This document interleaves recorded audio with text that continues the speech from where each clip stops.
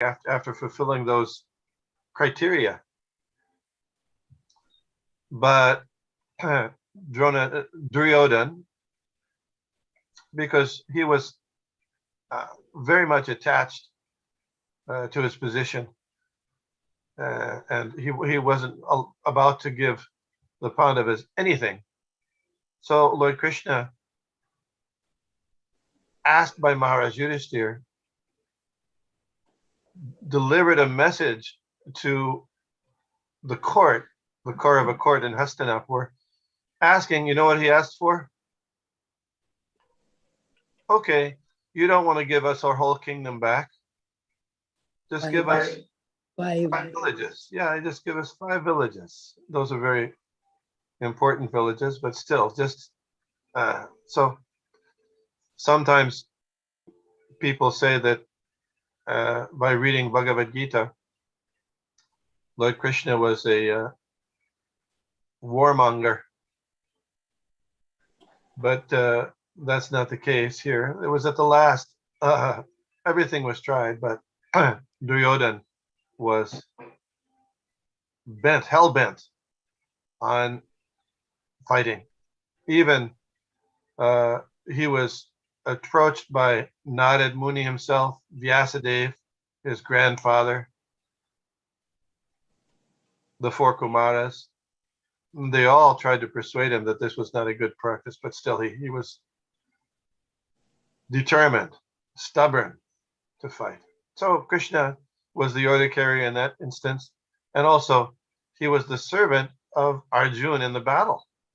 He said, I'm not going to fight, but I will be there for one side. And Arjuna picked Krishna as opposed to Krishna's armies. So the point being made here is that Lord Krishna might give liberation relatively easily. Even the demons who are inimical to Krishna get liberation. So in certain spiritual circles, mukti is spoken of with great reverence. So the goal of life is mukti. Dharma, artha, kama, moksha, mukti. Yeah.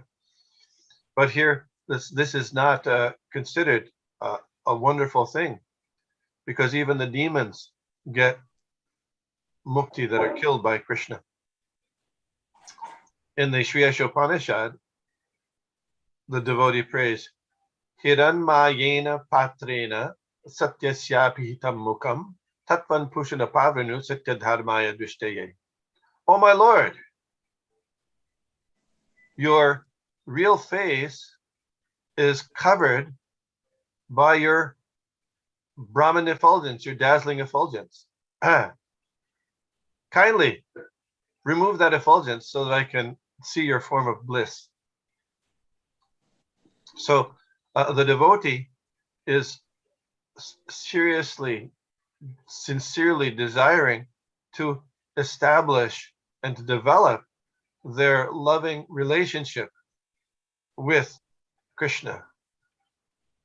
Each one of us has a dormant, loving relationship with Krishna in the heart. And by the process of hearing and chanting and devotional service, that relationship is uncovered. Either it's by dasya, sakya, vatsalya, and madhurja.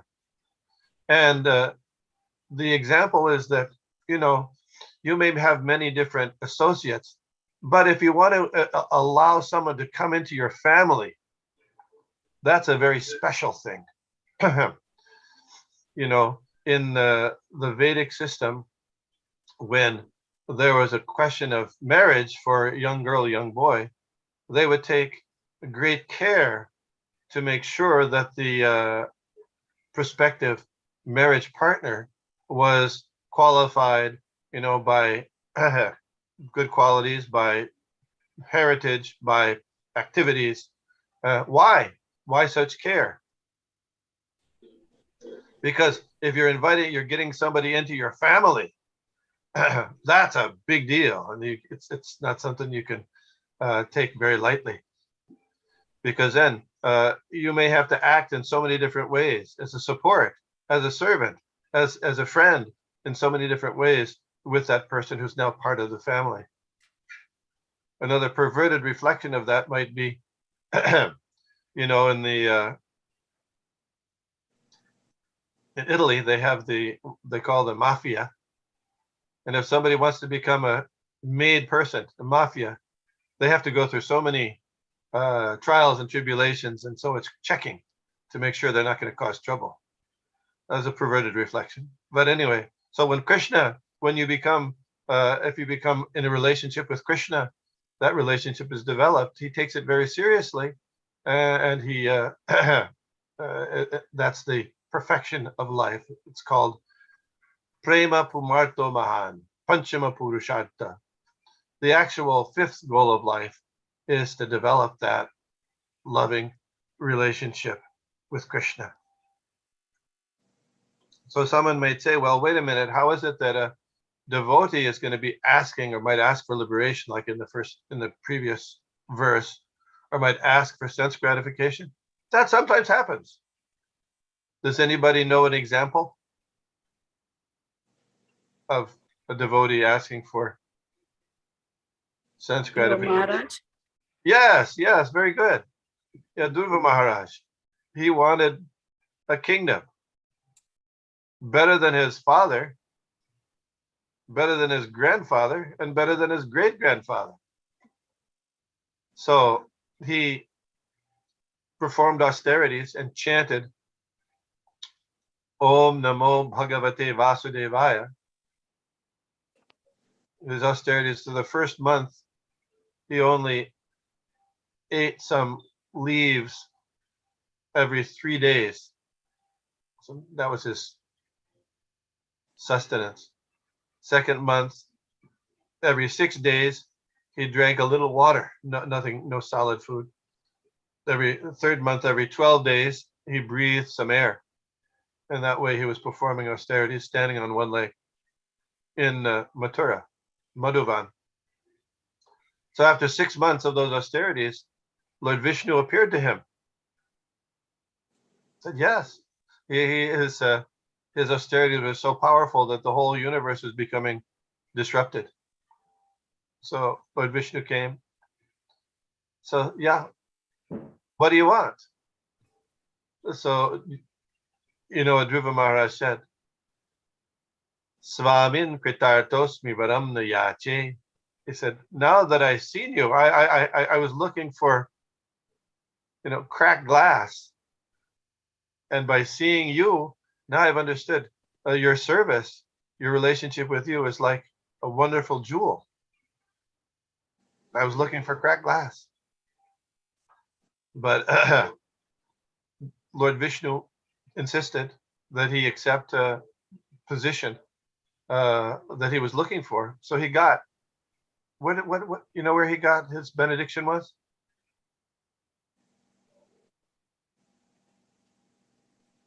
What was that? Dhruvalok. Dhruvalok, the local Vaikuntha planet, better than his great-grandfather. Sometimes he gets, the devotee might get those things. But we're encouraged to, following Lord Chaitanya, look for only devotional service. That's pure devotion. That's our goal. Na dhanam, na janam, na sundarim, kavitam va jagadisha kamaye, mama janamani janamanishvare, bhavatad bhaktira haituki tvaye. Oh my Lord, I don't want wealth. Na janam, I don't want good birth. The sundarim, na janam also means followers. Sundarim, beautiful partners. That's not what I want. But I want your devotional service, birth after birth. Lord Chaitanya prays. In Christianity, they have a prayer called the Lord's Prayer. You know that prayer? My Father who art in heaven, hallowed. Yeah. Did you learn that when you were in school? Yes. Yes. And they take a special interest in that prayer. Why? Because it was the prayer spoken by Lord Jesus Christ. So he gives the example. So they give special. So we're so fortunate. We have 8 prayers spoken by Lord Chaitanya. Nadanam Najanam Nasundarim, that's number 4. So we can study those prayers. So questions or comments on this verse or the purport?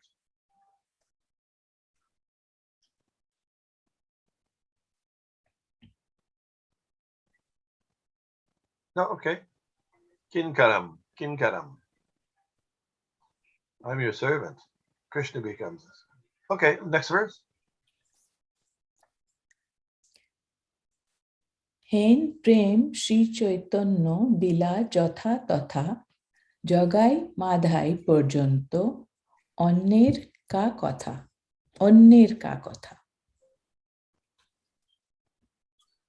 Lord Sri Chaitanya Mahaprabhu has freely given this love of Krishna everywhere and anywhere, even to the most fallen, such as Jagai and Madhai. What then to speak of those who are already pious and elevated? Purport. The distinction between Sri Chaitanya Mahaprabhu's gift to human society and the gifts of others is that whereas so-called philanthropic and humanitarian workers have given some relief to human society as far as the body is concerned, Sri Chaitanya Mahaprabhu offers the best facilities for going back home, back to Godhead, with love of Godhead. If one seriously makes a comparative study of the 2 gifts, certainly, if he is at all sober, he will give the greatest credit to Sri Chaitanya Mahaprabhu. It was with this purpose that Kaviraj Goswami said, Shri Krishna Chaitanya Daya Karaha Bichar Korere Chitte Pabe Chamatkar. If you're indeed interested in logic and argument, kindly apply it to the mercy of Sri Chaitanya Mahaprabhu. If you do so, you will find it to be strikingly wonderful. Chaitanya Charitamrita Adi Lila, 8th chapter, 15th verse. Srila Narottam Das Thakur says, Deen heen jata chilo, Hori name uddharilo, Tar shakti jagai madhai. Do you recognize that shloka? Anyone? Yes. Okay. This is from Yeah. The 2 brothers, Jagai and Madhai, epitomize the sinful population of the age of Kali. They were most disturbing elements in society because they were meat eaters, drunkards, women hunters, rogues, and thieves. Yet, Sri Chaitanya Mahaprabhu delivered them, to say nothing of others who were sober, pious, devoted, and conscientious. Bhagavad Gita also confirms Kim Puna Brahmana Punya Bhakta Raja Shayastata, that to say nothing of brahmanically qualified devotees and Raja, Rishis, anyone who by the association of a pure devotee comes to Krishna consciousness becomes eligible to go back home, back to Godhead. In Bhagavad Gita, the Lord declares, Mam hi parta vyapashtitya jepsyu papa yonaya striyo vaishas tatashudras tepi yanti param gatim. O son of Pritha, those who take shelter in me, though they be of lower birth, women, Vaishyas, as well as Shudras, can approach the supreme destination. Bhagavad Gita 9:32. Lord Chaitanya Mahaprabhu delivered the 2 fallen brothers, Jagai and Madhai, But the entire world is presently full of jagais and madhais, or in other words, women hunters, meat eaters, gamblers, thieves, and other rogues who create all kinds of disturbance in society. The activities of such persons have now become common practice. It is no longer considered abominable to be a drunkard, a woman hunter, a meat eater, thief, or rogue. For these elements have been assimilated by human society. That does not mean, however, that the abominable qualities of such persons will help free human society from the clutches of Maya. Rather, they will entangle humanity more and more in the reactions of the stringent laws of material nature. One's activities are all performed under the influence of the modes of material nature, prakrite kriyamanani gunai karmani sarvasha, because people are now associating with the modes of ignorance, tamogun, and to some extent passion, rajogun, with no trace of goodness, sattvagun. They are becoming increasingly greedy and lusty, for that is the effect of associating with these modes. Tadara justamo bhava kamo laubhadayaschaye. By associating with the two lower qualities of material nature, one becomes lusty and greedy. Bhagavatam 1-19. Actually, in modern human society, everyone is greedy and lusty. And therefore, the only means for deliverance is Sri Chaitanya Mahaprabhu's Sankirtan movement, which can promote all the jagais and madhais to the topmost position of sattva gun or Brahminical culture. Srimad Bhagavatam states, Nashta prayeshva badreshu nityam bhagavata sevaya bhagavati uttama shloke bhaktir bhavati naishtiki tadara justamo bhava kamo lobhadayaschaye. Bhagavatam 1-18-19. Considering the chaotic condition of human society, if one actually wants peace and tranquility, one must take to the Krishna consciousness movement and engage always in Bhagavat Dharma. Engagement in Bhagavat Dharma dissipates all ignorance and passion. And when ignorance and passion are dissipated, one is freed from greed and lust. When freed from greed and lust, one becomes Brahminically qualified. And when a Brahminically qualified person makes further advancement, he becomes situated on the Vaishnava platform. It is only on this Vaishnava platform that it is possible to awaken one's dormant love of Godhead. And as soon as one does so, his life is successful. At present moment, human society is specifically cultivating the mode of ignorance, tamogun. Although there may also be some symptoms of passion, rajogun. Full of kam and lob, lust and greed, the entire population of the world consists mostly of Shudras and a few Vaishyas, and gradually is coming about that there are Shudras only. Communism is a movement of Shudras, and capitalism is meant for Vaishyas. In the fighting between these two factions, the Shudras and Vaishyas, gradually, due to the abominable condition of society, the communists will emerge triumphant, and as soon as this takes place, whatever is left of society will be ruined. The only possible remedy that can counteract the tendency toward communism is the Krishna consciousness movement, which can give even communists the real idea of communist society. According to the doctrine of communism, the state should be the proprietor of everything. But the Krishna consciousness movement, expanding the same idea, accepts God as the proprietor of everything.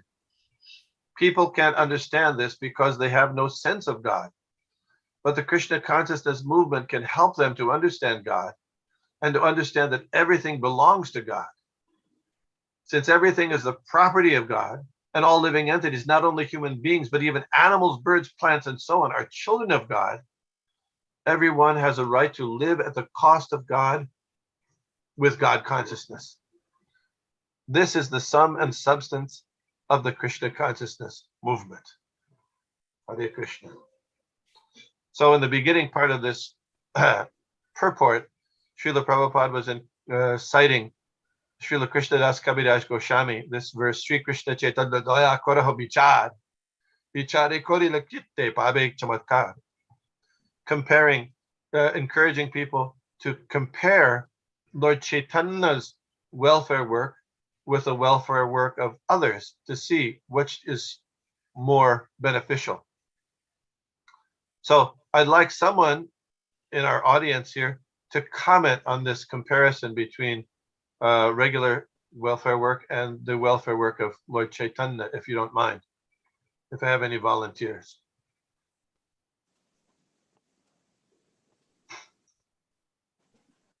Hare Krishna. Yeah. Bhakti Shan, Hare Krishna. Hare Krishna, Bhakti Shan. Would you please comment then? So the welfare work of Chaitanya Mahaprabhu would be true welfare work in the sense that it's looking after the eternal soul of the human being, which is the real identity, as opposed to this material welfare work, which is looking after a temporary body or a temporary sense of comfort or needs that is ultimately forgetting the eternal soul or not recognizing that, which ultimately doesn't do any real benefit other than immediate help, but the long-term gain is not taken into account in terms of the eternal soul. So Chaitanya Mahaprabhu looking after the eternal nature, the material humanitarian work looking after the temporary nature, not focusing on the real benefit of what this human form of life is. Good, thank you. So when you're, yes. No, you can. I just wanted to add to that. Sure. I remember, I thought of the example that you have given a few times about a homeless person and helping these homeless people. What on a normal level we would do is help them go back to their parents. And from that, comparing it to we in a way are homeless because, or our souls are homeless because we are not attached to our parent or our father who is Krishna. So that's what I understood from this. Yes. So it's not that we're decrying the other kinds of welfare work that like a homeless person, you might give them some bread or give them a place to stay for the night, but then there's the next day and the next day and the next day. But if there's a project strategy that can eliminate all those problems lasting forever, that is a better system, a better project. So as Bhakti Shan was saying, it's not a real benefit when you the real benefit means the benefit won't be lasting benefit.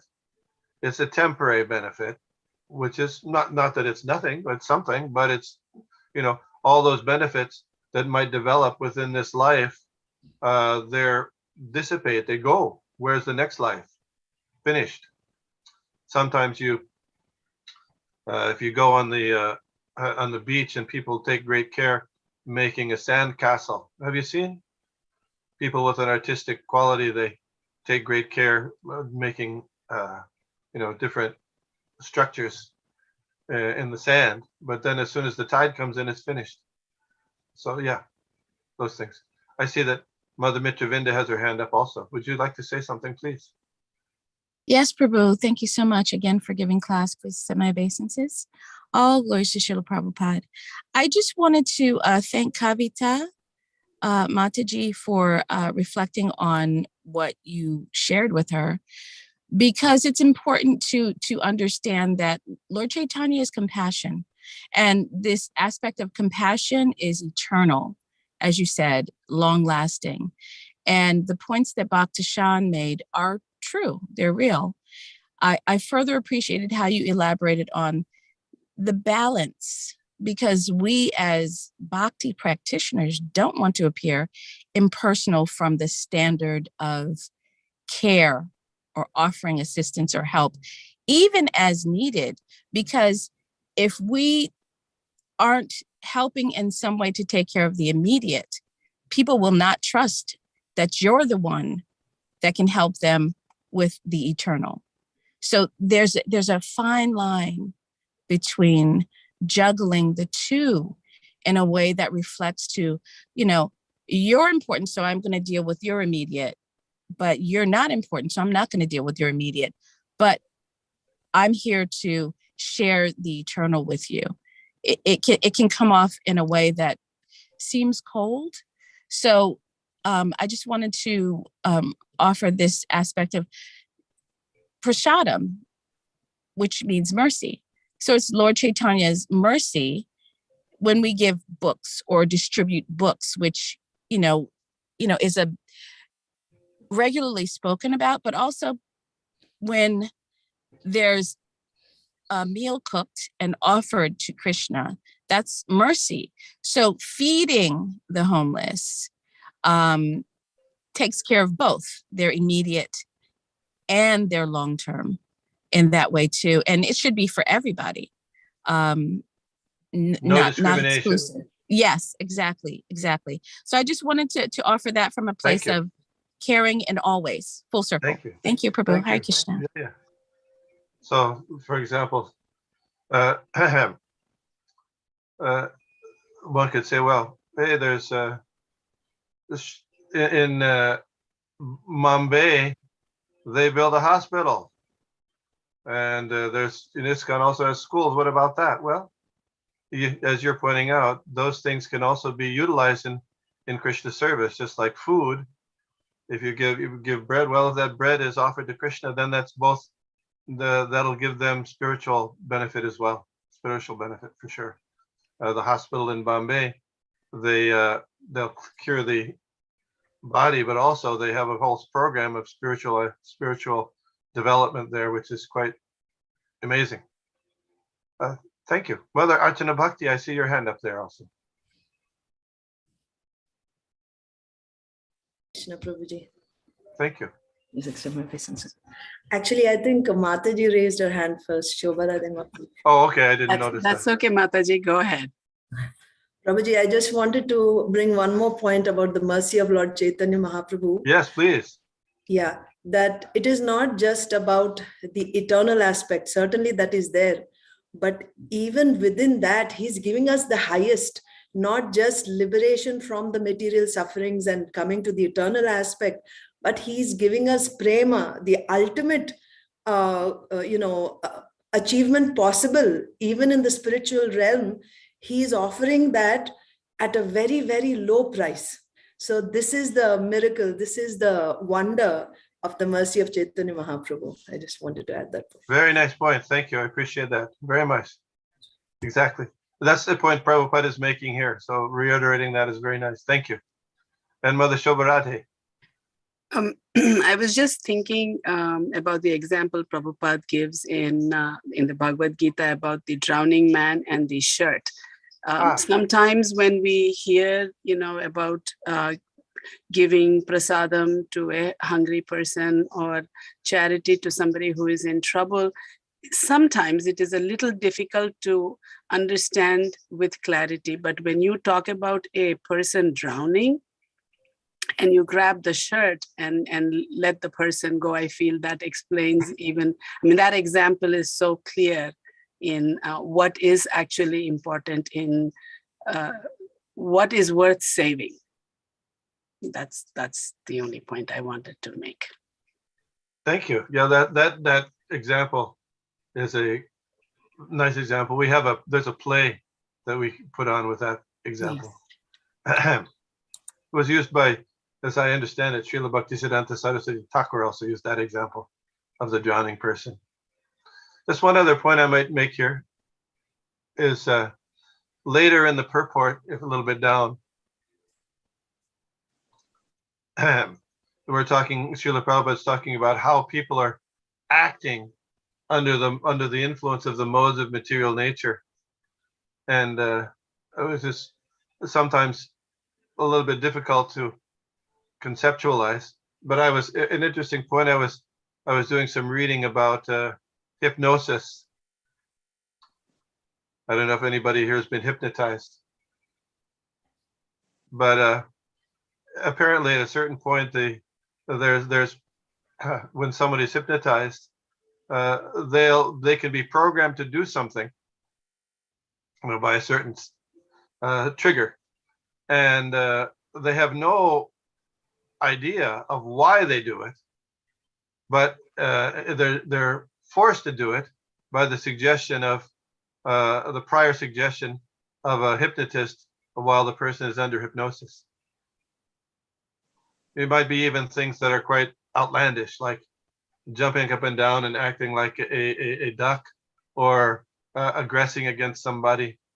So if that's true, just for the simple suggestion from a hypnotist, and the person has no remembrance or recall of the reason they're doing it, certainly the modes of material nature can hypnotize somebody to do things without their awareness, or with their thinking they're doing it because they're just doing it. They want, it's their choice. That's what the person thinks.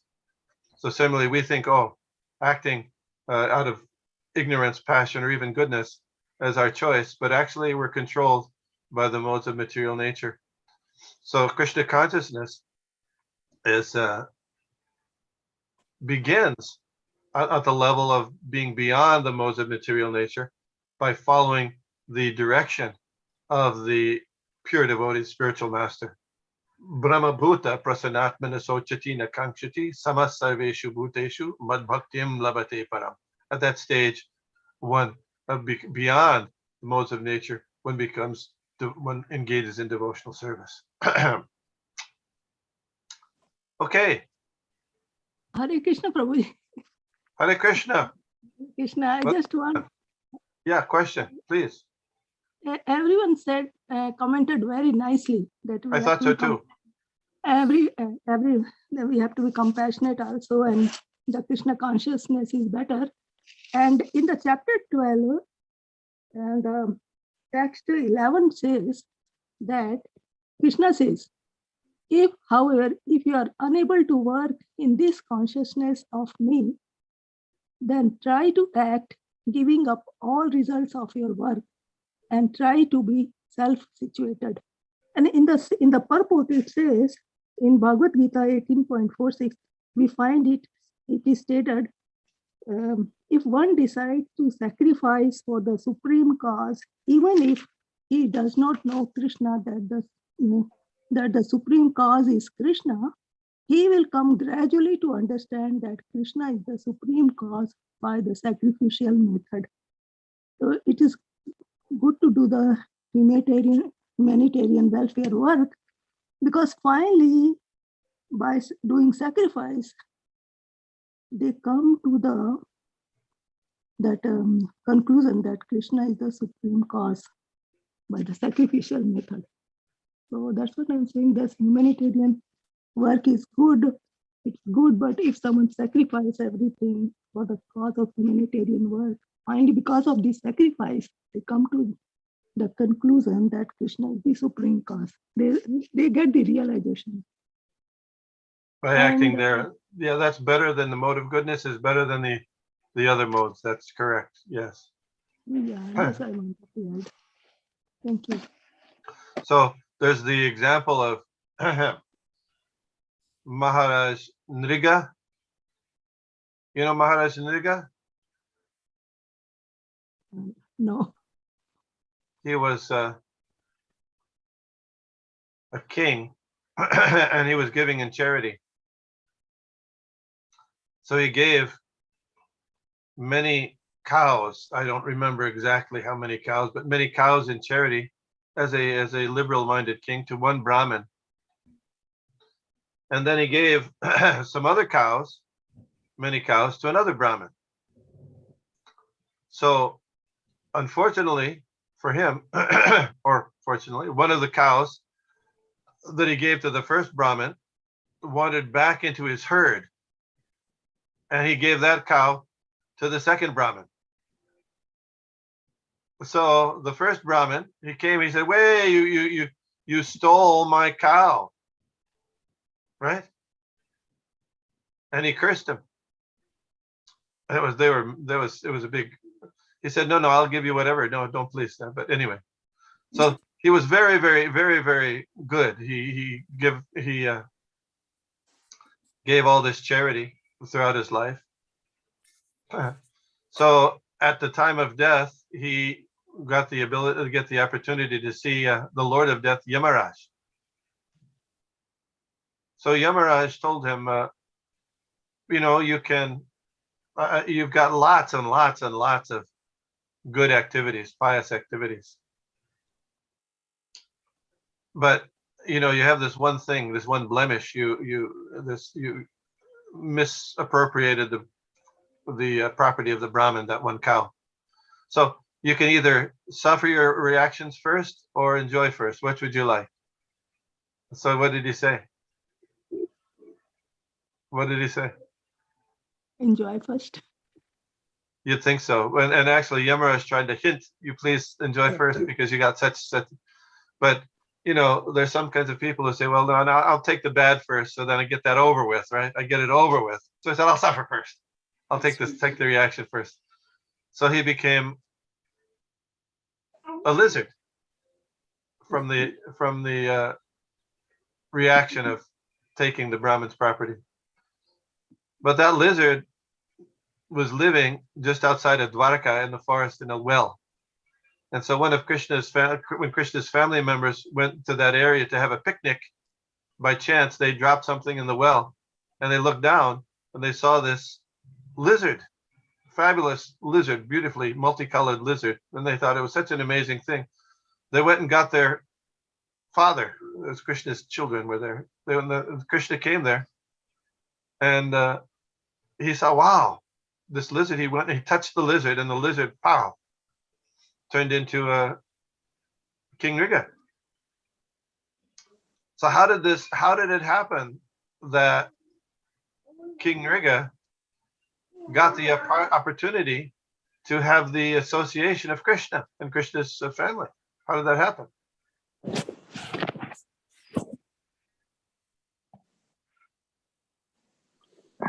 Some would say, well, he was giving so much charity, right? All those good things, like we're saying. So much charity. But Mother Shamagori has her hand up. Yes, please. If I'm not wrong, I think he has donated to build a temple. Yes. The purport to this pastime, Srila Vishnugada Chakravarti Thakur cites that amongst all of his charitable activities, one time a great Vaishnava came there to his palace and asked him for this charity. Please build a temple of Vishnu and donate to me a copy of the fully written copy of Srimad Bhagavatam. So he did that. So it wasn't by all of his charity, but by doing that seva for the Vaishnava that he got the association of Krishna. So that will put one in the right direction. But without the mercy of the Vaishnava, there's no possibility of actually coming to Krishna consciousness. It'll put one in a proper condition, but to really get the mercy of Krishna, one has to get the mercy of the Vaishnava. Thank you. Thank you for explaining. Oh, you have another? Is there another question on there? Can I you didn't share see. the screen, please? What's that? Can you share the screen, please? Yeah. Here the statement is Prabhupada is making, predicting here that due to abominable condition of the society, the communist will emerge triumphant, and as soon as this takes place, whatever is left of the society, no, the same paragraph. Okay, sorry. Yeah. Will be left. Whatever is left of the society will be ruined. So eventually, that's what is going to happen. Like that shows that Sudras, communist will emerge. Material communist, is that right, or what? Yes, that's what Srila Prabhupada says here. Mm. You have a comment about that? No, I just want a clarification because there's always fight is going on between communist and now itself, communist, capitalist, and all this other parties, different thinking. So here Yeah. that communist will emerge. Huh? Very interesting. Srila Prabhupada, when he went to Moscow in 1971, he had discussions with Professor Katofsky. They had quite a bit of discussion on the idea of communism or the philosophy of communism. And Srila Prabhupada developed this point that, God conscious communism, there's nothing wrong with that. Communism has the state as the owner of everything. Well, and Krishna consciousness means Krishna is the owner of everything. Just so similar thought, but just Krishnaize it. Similar philosophy. Everything belongs to Krishna, therefore, everything should be used for his pleasure. And then Krishna will take care. Ishavasyamidam saravam yatkincha jagatyam jagat tena chaktena bunjita magridha kasyasvidhanam. Everything animate or inanimate that's within the universe is controlled and owned by the Lord. So one has a right to take their quota, but not take other things, knowing well to whom they belong. So this is kind of unusual. You're right, Krishna Kirtan Prabhu. Srila Prabhupada doesn't make such a direct, seemingly political statements in his writings, but this is one which is quite interesting.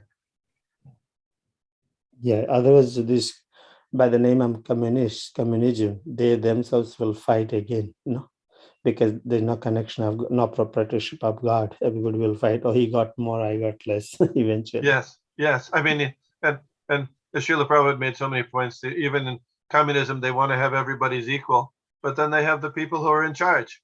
You have to have somebody in charge. And so, and then the people who are in charge, they take extra for themselves, of course. It goes on. And then even in the communist world, you have different kinds of communism. The Soviet communism was at odds with the Chinese communism, and the communism in North Vietnam. Even today, the people who are from Vietnam, they hate they very much dislike the Chinese, even though they're both communists. So it's something. The idea, it's an interesting idea, but to apply it doesn't work because it avoids the idea of the Supreme Being and the spiritual identity of people and the need of everyone to reconnect with the Supreme Personality of Godhead in love as a source of cooperation. It doesn't work otherwise. Unless God conscious, our communism program is like selfish motto behind. It goes on like that. Yeah. Agreed. Thank you, Prabhu. Thank you, Prabhus. Nice to hear. Vancha kalpatarubhyascha kripa sindhubhyo patitanam pavanebhyo vaishnavebhyo namaha. Thank you, Vishnugada Prabhu. Hare Thank Krishna. you. Hare Krishna, Hare everyone. Krishna. Very nice class. Thank you, Prabhu.